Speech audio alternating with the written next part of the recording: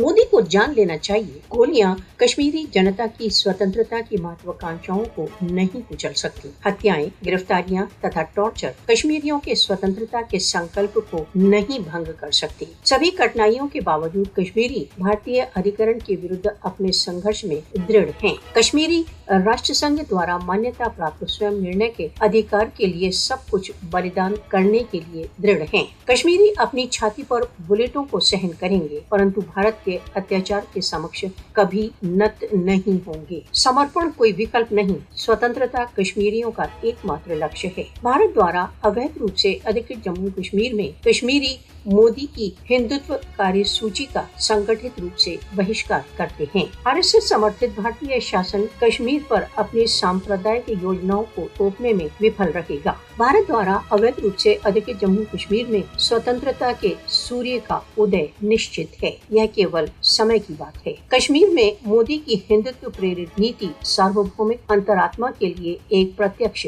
चुनौती है।